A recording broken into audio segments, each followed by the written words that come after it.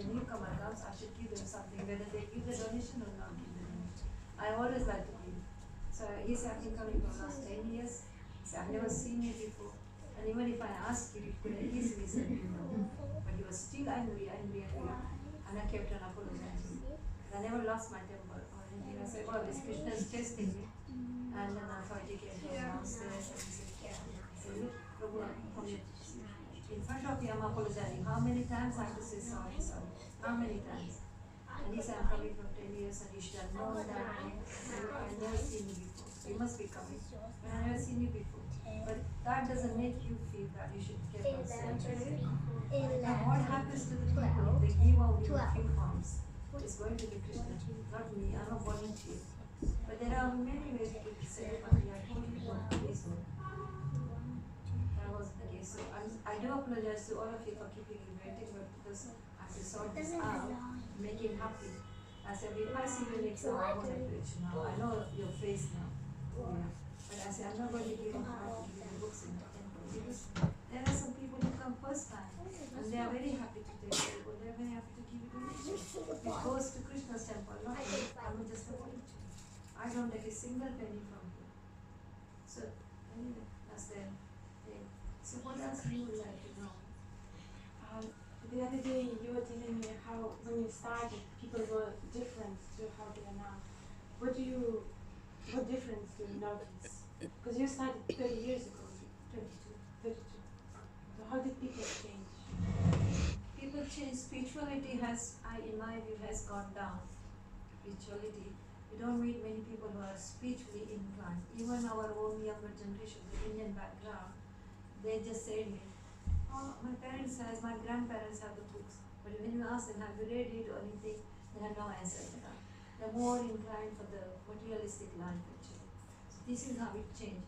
Whereas in early days, it was a different. People used to stop, they used to talk to you, they used to give the donation, take the book. I mean, I remember doing 50, 60, 70 books a day in those days.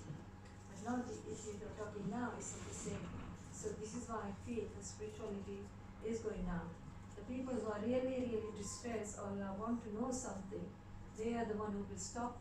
They are the one who will discuss with you what this book is about. And then if they are impressed by the way you approach them, the way you convince them, then they will say, do you sell them and how much you want like this.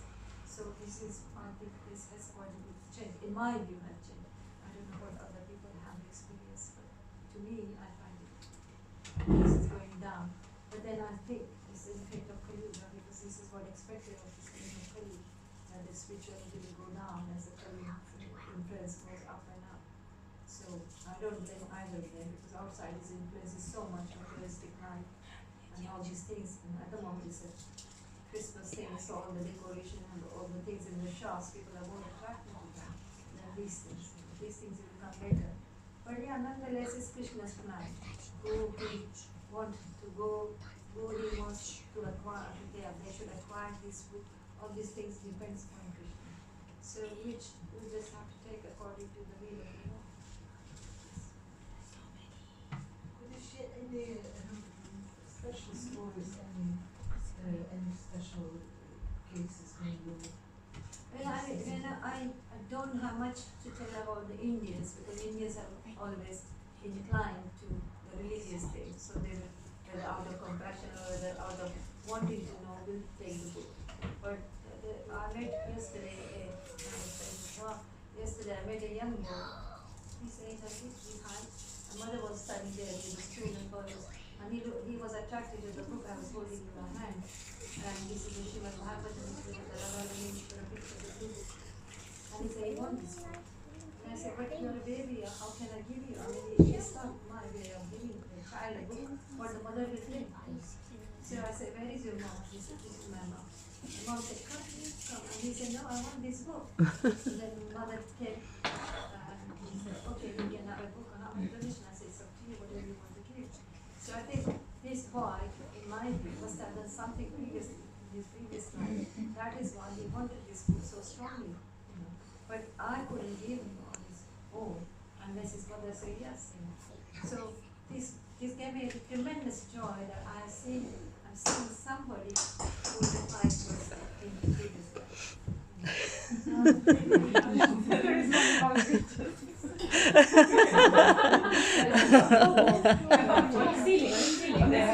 It might fall any moment.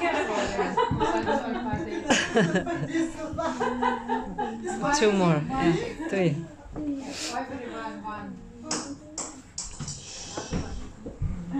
So anyway, these are kind of things you need.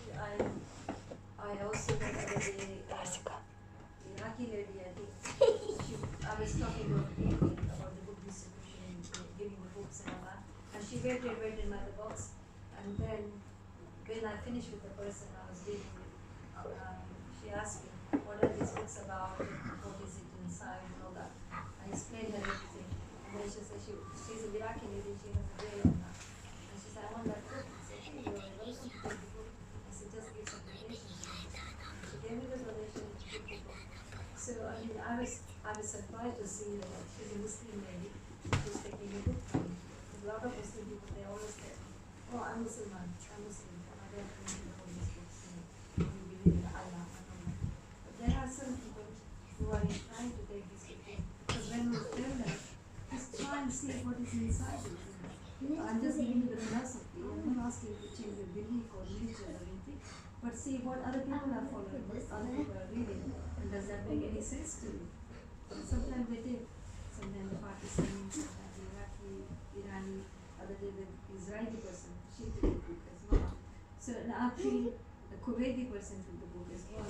So I feel very happy when somebody else takes it international one. Because we want to spread the message of Lord Chaitanya, not just in England or England, but all over the world, like you said. So this is what we should be trying, and this is what Prabhupada was doing, traveling all over the globe, doing that in the right time. So my whole idea is to give as many books as possible to the foreigners as well. So I approached them. Even the black lady took the book for me, and she said, but I'm only going to give you £3. I don't want to give you £5 for public Gita. He said, whatever you want to give. But she said, I want the public Gita. But I will only give you £3. Now, would you say no to her, even though it costs £5, £4? I wouldn't say no. I say, even if you don't want to give money, doesn't matter, I'll give you free. Because she's shown the interest without me explaining. She must have heard from some other sources about the Bhagavad Gita. And that's why she wanted it. So, sometimes I give the free books as well. The students, they don't have Lakshmi, I don't care. I give it. Because Krishna somehow makes arrangement. At the end of the day, I never came home without any without the sort of learning and showing. So just need to have strong faith in Krishna. Even according to stories, I don't remember all of them because all the years I tend to forget, but these are the very, very fresh ones. Do you wait for people to come to you and ask you? No, I approach. They don't come. Very rarely people do that because they're so busy with their shopping and their mind is so occupied. But you have to approach them nicely, have it in a pleasant manner. That is say Krishna or whatever. Excuse me, whatever words come into your mouth, you approach them. Or I just hold the book in my hand and I say, it's a gift for you. They say, it's a gift for me? I say, yes, it's a gift for you. And we know that it's Krishna's gift, so we are giving it. Then they talk about it, and then I explain them out. And I say, we are happy to do it. You know, sell the book to your we have the need to do to enlighten the people like you who are wanting this knowledge. So we can get it. Then I also say we do many activities in the temple like food distribution, deity worship, parity, and we collect for that reason as well. So contribute someday whatever you afford. When I say whatever you afford, then they say something. What is your afford? So I take like that. But that's why I spend very little time explaining the people because they are so busy in the streets. I just don't want to spend more time. Maybe 5 years I spend per person or something like that. How do you choose it? I don't choose. It's just a Random. yeah. I don't choose. I just show the books. I say, here is a book for you. Here is a book for you. The book is always in my hand, and then whoever is attracted, they come. But which book do you hold, or is it different? I always hold the Bhagavad Gita. It's a very good technique, you know, you show book and somebody will come. I just always hold the Bhagavad Gita, but I do have other books. Then when they say we got the Bhagavad Gita, then I say I have other books.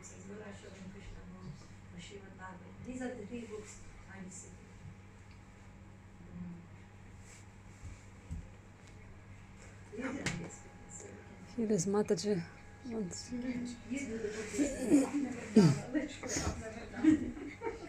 Would you take somebody with you to observe, like training, observe how you work, how you do? Somebody could be like, watching, because the young girls were very timid, very a little bit shy. Well, I don't mind people watching me because people do watch me when I do sudden movements. But everybody has their own way of approaching it, own way of explaining the people. So I don't mind. Girls, if you need any support, if you want, just come, just ask Mataji when you come in, we can observe to be closer with books, and you can also when you start learning, you'll get your voice. Because I spoke last night to Mataji Nalini, she's coming after. So her phrase was, in Krishna consciousness, if we don't do book distribution, if we don't preach, when there is this Hindu copy movement, we just copying Hindu lifestyle. Because this our movement is Krishna consciousness, book distribution, preaching. Prabhupada's message, give Prabhupada's message. And this is, and when Mataji says, I hold a book, she holds Prabhupada. She holds Prabhupada mission, and it's like it's like that. You point gun at somebody, and it get a problem. It's floating to like X-ray, shining, sending to the rays. Does anyone have some questions? Yeah, Mataji. I just want to ask, when they buy the books from you, would you be concerned where they keep the book and how they're reading it? Are they reading it or not reading it? Well, I get the promise from them, I take the promise from them that will you read this book? And they say yes. Now it is up to Krishna at the end of the day if you have that connection made to them. Because my duty is to hand the ticket, hand the books, tell them, explain them, but that's my job is done. If Krishna was to have that knowledge, then he will do something. Because super soul is there in the heart. He's watching, he's observing everything. And to tell you the truth, they will not take a book unless they are inspired within. So, they may not read straight, they may not read in where in some point, there's a story of Srila Prabhupada. You probably know us in Vietnam. But there's a story of Prabhupada. He was traveling, he was in the airport. And the air hostess said, what shall I do for you? And he said, I don't need anything from outside. But he said, you can give it Coke. And she brought the Coke, and she also brought an apple. And Prabhupada happily ate the apple. And then somehow, this is how Prabhupada shot the mercy. The seed was already planted in her. Then somebody must have given her the Bhagavad Gita. When she left the job, she went, this is in the forest, block. And one day, devotees from the Eastern Bloc went to door to door to distribute the books. They knocked on the door of this person. And she opened the door, and she realized these are the Hare Krishna people. So she invited them. They said, we're here to give you the book. She said, come. And she showed the author to them. You now remember the story? Yeah. So this is how you are. You may not read it immediately. It may carry the dust. There are many stories like that. People just buy the book, leave it on the shelf for months and months and years. Then one day, they think, oh, let me see what is in that. They take the dust off and then they start reading. And then they become the devotee. So the time is playing for them. Sometimes Krishna gives them the book, because even if they touch the book, they get the piety. So they wait, when the right time comes, Krishna makes that happen. But our goal is to keep them the knowledge, keep them the books. And we should not just do it for the sake of getting the money. Krishna is not a poor person. He's the one who provides for everything. You just open your heart and give out to the people. Reach to the people, give out to them, and wait for the results. Don't take any credit that you achieved it or you done it. Always give the credit to the Lord. Can I tell one little story? When I was a child in Riga, in Latvia, one book distributor approached me and gave me this book. And I think I might have given, I don't remember, I might have given some change. And at that time, probably in Latvia, it was okay to give books to children. I was like going from school, and I remember myself sitting in the trolley bus and trying to understand why there is a blue person and trying to read the Shri, I, Sho, Pa, Ni, and I remembered this name from then on. Obviously, I think I couldn't even understand what was written there. So I just put this book inside somewhere on the shelf. And recently I tried to find it, I couldn't find it anymore. Maybe my mom got rid of it, or maybe it was just somewhere in the closet somewhere. I don't really know. But Do you want one copy? Huh? Do you want one copy now? I'm going to read it maybe 10 years later. We'll give you now. The table. I don't think they want here, but we have downstairs in the shop. Okay. No, there is no the Prabhupada's already there is one. Shop and shut, yeah? You should bring it. Come on. Why not you tell the story? No, I'll be going soon. Come on. Come here, tell your stories. Can you sit? I want to take pictures of 2 stars. It's so amazing. You can't see 2 stars at one moment. She's a star. Please, both. Oh, girls, please Not a come. star. Girls, please, yes. Like our next time. Come on.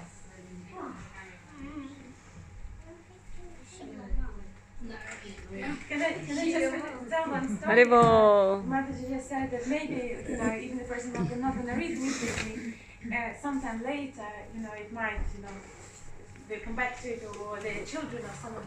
I remember recently I've been doing a job in October with a few people, and I've been preaching to them a lot because we were just stuck together, and they were open to receive information. That's especially one guy. He was just inquiring a lot and asking lots of questions. At the end, I gave Prashad. I suggested him to buy Journey Home. He bought it. And then later, when we met after 1 week, he said, I started preaching again, and I mentioned in conversation, I mentioned word Godhead. Godhead. He was like, Godhead. Godhead. I remember this word, Godhead. Where did it come from? He said, oh, now I remember someone about 8 years ago gave me a book.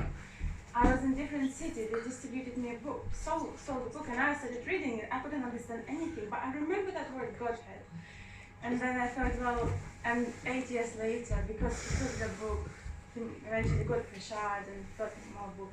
Sometimes it doesn't work immediately, but There's one story I would like to share. I just remembered, same as Sharada Mataji said, that sometimes it takes time.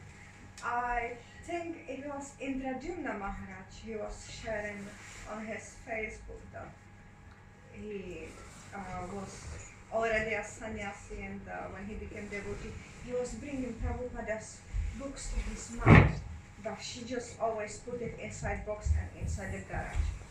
So that's where all the books were stored. Then later on, whatever book came, she just put it there in the box. Then one day she was diagnosed with cancer, and the other sons were like bewildered, like, what we gonna do? And she said, no, we can't tell Indradyumna Maharaj because he is busy with his disciples, he is busy with his preaching, so he didn't know.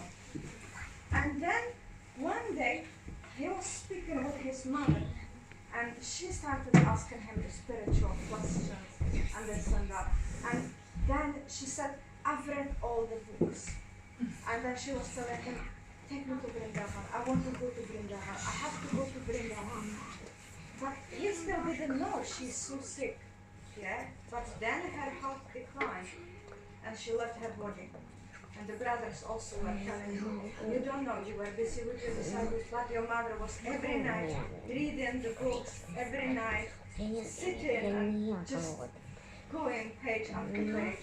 And then she said she wants to go to Vrindavan. So what he did, wherever he was, I don't remember now, he came, he took the mother ashes and he spread them in the Vrindavan river and this and that. So there is a time for everyone, and everybody is on a different timeline. And for me also, I work as a cleaner. I don't do preaching, I don't do nothing. They already have the books. Because here our preachers are doing an amazing job, so it's like I come to a new person, wow, chant and be happy in the kitchen, looking at me, smiling at me. Another one, I go another area, oh, there's a Bhagavad Gita. Oh, so I should be doing this, but they are like, they already have it. So yeah. The seed is planted, just need to take time to... So you should do next step. Now you should ask them if they need it. Yeah, I was telling one of my clients, she has the one the fireplace. I said, have you tried some recipes from there? She's like, no, I haven't. Should they're very nice. Bring another book. Bring another bag of the book. You always have other books in your pocket. No, give it! Your cleansing, spiritual cleansing. So clean and the book, you know.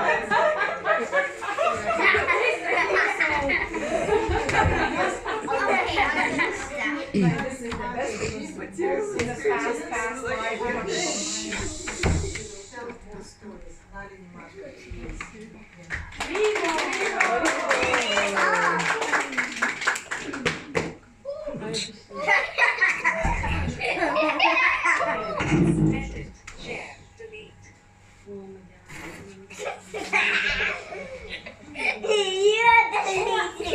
I want to show you something. No. Could you?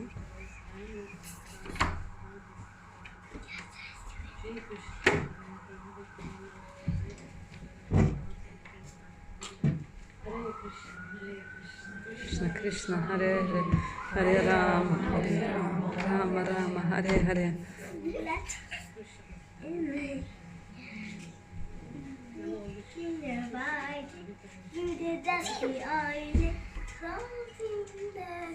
I'm very tired because I hardly slept in books all the concentration books. I'm not a better one. No, she pushed me. I keep asking her to do it. She pushed me. Shh. That's Rashika.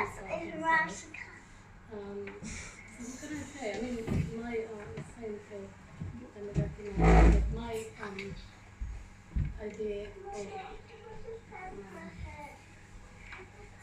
going out and book distribution, I think it's, all our previous acharyas have encouraged us to go out and preach because we have been given this fortunate opportunity from Prabhupada and from Bhakti Siddhanta Saraswati Prabhupada and going back from his father, Srila Bhaktivinoda Thakur, all want to these knowledge, these books to be printed in English and taken to the West.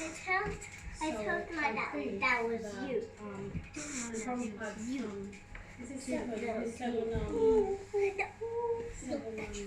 statement for our society. One is to cultivate You? No. He? Okie dokie, hokey dokey. You are hokey dokey. and to distribute it, not to keep it to ourselves. So one of the statements is that we must propagate this mission to others. We must give the knowledge to others. We mustn't just keep it for ourselves. Because when we give it, also we benefit. With my experience with book distribution, I've always been kind of quite give a donation, and if I saw the devotees, when I used to see the devotees anyway, I said, would you like a drink? I can go get you a drink, and yeah, you're going to that here something. But not me, I'm not standing there like doing this. Talking to people is just too embarrassing, I'm not doing it. But I support you, take some books, and give a donation and things like that. And when it was Gita Jayanti and stuff, I would sponsor the books here in the manor. And then I think I got in touch with Soho Street, because I used to go to the manor more than Soho Street, because I was driving. And then I got in touch with the devotees here, and they would say, come out and do book distribution. And I said, okay, come out. And then they were going like East London, West London, North London, all over except my area. They were just going really, really far. And I would spend like 2 hours traveling to, 2 hours traveling back. And also cooking sometimes and taking prasada. Like 9 o'clock in the morning to 3 o'clock in the afternoon. And Johnny type problem was, we used to meet, we used to have a meeting, I don't know if you remember, we used to have a meeting, we had an office Zara used to be Sankirtana office. When the books were there, we used to meet, they would join the type of Prabhupada disciples, whoever. We used to be meeting every week. And we used to discuss book distribution. So in a way, I got committed without knowing I was committing myself to this. They were doing it every day and I was just doing it on a Saturday because I was working. So we used to go to Ilford and Stratford and Ealing and all over the place, traveling. And Jagamohini Mataji, I don't know if you know Jagamohini Mataji. You know Jagamohini? Yeah, so she and I used to be like a partner, we used to go everybody. And we would go like when it was freezing cold and snowing. And I look at the brahmacharis with like this flimsy dhotis on. I said to Jaya Thakur one time, Prabhu, are you not cold? Because this is us like 2 trousers and 3 jumpers and coats and scarves and everything. And he said, yes, Mataji, but it's the best part of freezing. You know, so the inspiration was always coming from the devotees. If it was left for me, I would rather be at home, chanting and reading and having quiet time and seeing the deities and not go out on books. But they actually have inspiration. This is why I make an effort in our to go out with them, because they inspire me so much. Just going about really going every time, he's calm. So I just felt a bit committed. But then after a while, I was thinking, what about the foreign souls there where I live, like Wimbledon, Kingston, Sutton, Croydon, Morden? So I started applying for permission to the authority, the police. I had to apply 3 places: the police, the council, and the road. Street people. So I started applying to Wimbledon, Kingston, Sutton, and they all said yes. So then I was really happy. I thought, really good, okay. So then I asked them if they would come out, and they said, no. So then I asked them, no, I booked the time to go to Wimbledon. You have to book in dates, and Kingston, they will give you the whole year, but you have to book it in advance. Wimbledon was the same thing. I booked in days and nobody would come out with me, so I asked some devotees I knew them. 15 of them just turned out with kirtan and prasad and books and leaflets and everything. So I just really started from Wimbledon and then Kingston, and then devotees from here started coming. So started running devotees rather than running across 2 hours, 3 hours trek here and there. They started to come south. The south in really started to develop. And so now they're well established. And then what we did was from Wimbledon, we were collecting contact. Everybody could collect the names. Like today we collect loads of names. And then we said to them, we will do a program once a month. And we will rent somewhere. But we had no idea where it was going to be and when it was going to be. But we collected the names and addresses and phone numbers and put into them. And then the searching and searching for a place, but most places were so expensive. Then suddenly we found a place called the Labourer's House. And we started doing programs there once a month. So we would invite all the people from the street that we met to come to the program. And plus we would advertise. And then the library was interested, so we would do programs at the library as well. And what would happen is we would get the devotees from Mira Jaya Thakur, somebody to come and get the program. And then also do kirtan, and we would prepare prasadam. So it was, that went on for like 5-6 years. And then the place changed the rules about fees. They wanted, instead of like £20 an hour, they wanted like £200 for 2 evenings. Because they renovated the place and they needed to make back the money. So they were really talking about parties, people hiring it for parties, you know. And, you know, so we let that go. We were looking for the place. And then COVID happened, so we were having it at home, but we can't really invite people from the street home because, you know, some of them, you know, we don't really know who they are. Anyway, but Johnny Temple was very much happy that we developed that program. It's still college from Wimbledon. My daughter is doing a Friday night, every Friday night they do a Zoom online sanga. And those people that I passed it on to her really because I was older, getting older, energy levels going down and stuff. I just said, you know, I can't do this anymore because I was doing all the planning, all the organizing, all the cooking, all the arranging, all the guest speakers, the kirtan, and going out the books, doing the contacts and everything. And it's quite a lot. And I was working there. Anyway, I gave up the job. And the first thing I did was I bought my own table. And then I started sponsoring books here or getting books from their devotees.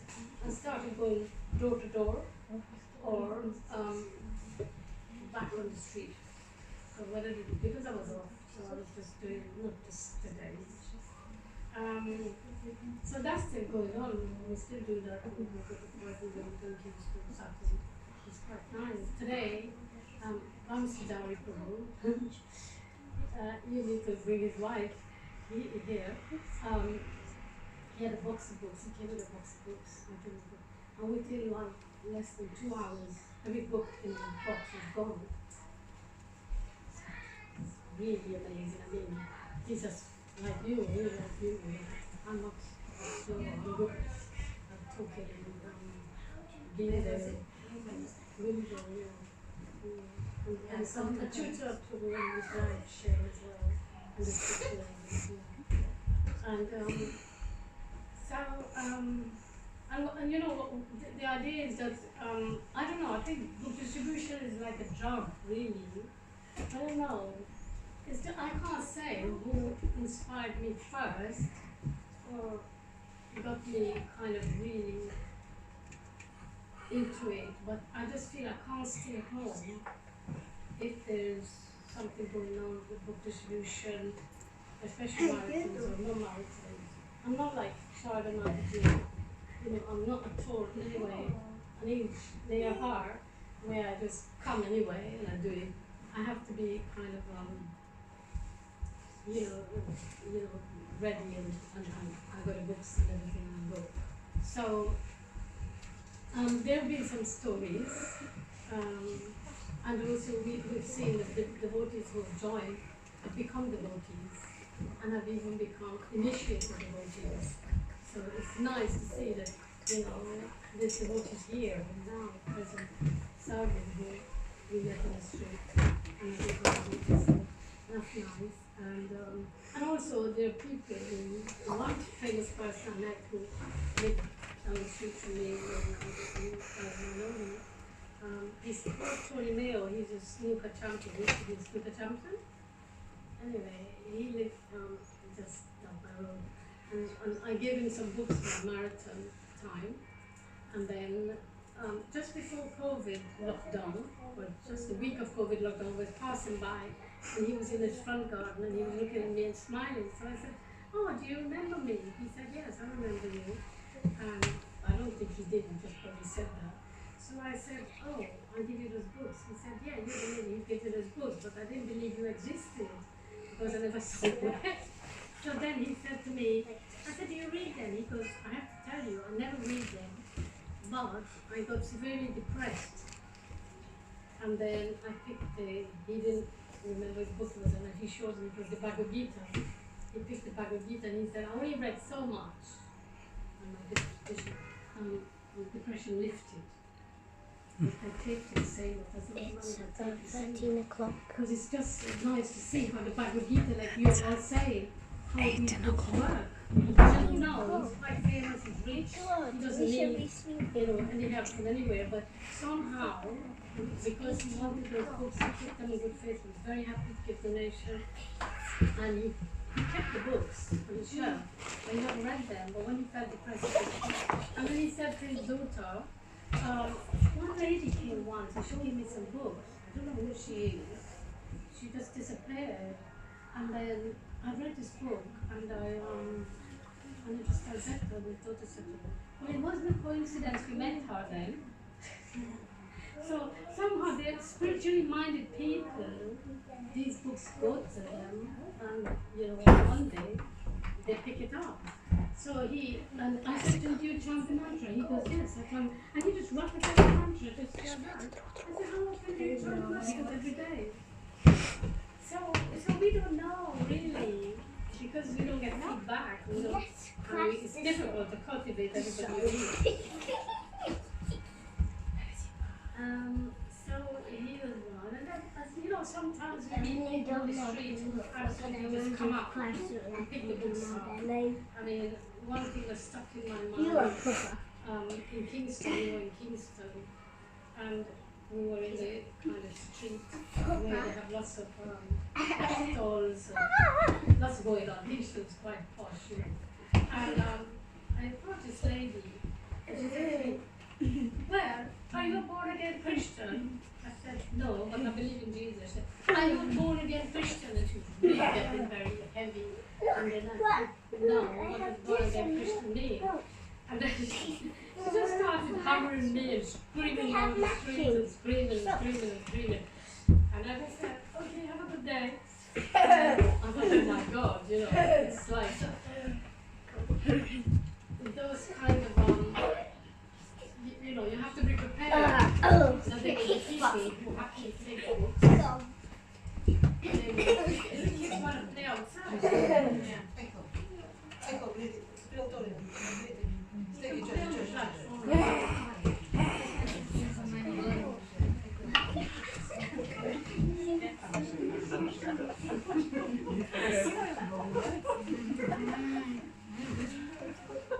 What I was saying, when there is only one man around the woman, it's a boy. It's a boy, it's not a girl. You see, all women, man, one man. Then that was a nice story. Yeah, so she was screaming. And the thing is, you know, you got to take the room in the bed. And then so I walked down the street this way. This was that side of the street. I walked on this way. And there was a couple, an Indian looking couple. And I offered them the books. And he said, we're Christian. And she doesn't speak English. But she pointed to the Bible, keep it in my hand. I said, she said to her husband, I want that book. And he was trying to say to her, well, we're Christians, we don't read the book, we don't know the book.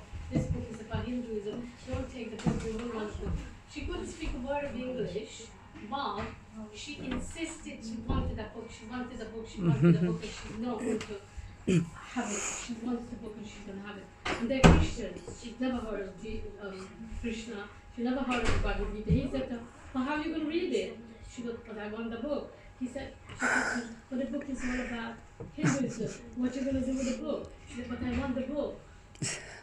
And so I was just thinking of Jesus somehow is saying to me, not all my disciples are like her, who just kind of screamed and yelled at you and, you know, just 2 minutes before.